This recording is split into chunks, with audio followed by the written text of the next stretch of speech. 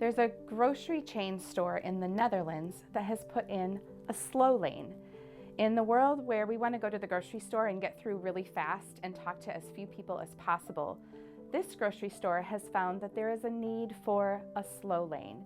What they've done is put in a lane where they have trained the cashier to ask the people coming through some personal questions to find out how their day's been, what's maybe a little life story that they want to share. In this world where there's an epidemic of loneliness, this grocery store chain is trying to meet that need by offering the slow lane.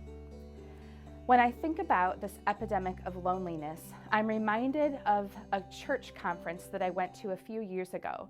And mind you, this is before the pandemic. And at this church conference, we were talking about how to help the generations bridge the gap that we have between us. We were especially looking at the generations of our young adults and the generation of our senior saints, or the seasoned saints. Think maybe the retirees and on up.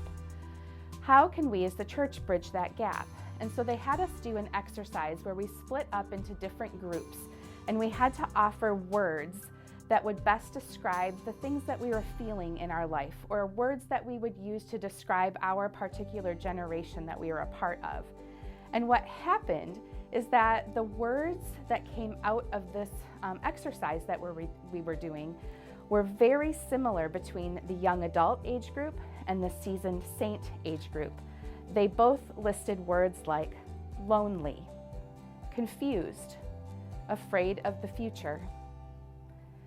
And so, as I'm thinking about the slow lane, I wonder, how is it that we, First Reformed Church, our tribe, our church family here, could kind of use this analogy of the slow lane for our own connection and community here at First, so that we too can help bridge that gap between the generations, but also help meet the needs of those in our midst who are feeling lonely or afraid or have fear of the future, which I think turns out that most of us have those things on any given day.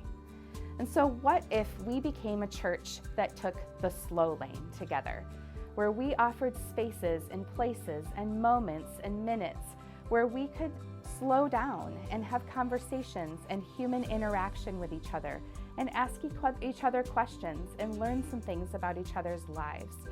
So my challenge for each one of us, for you, for me, for all of us, is to take the slow lane in the weeks ahead.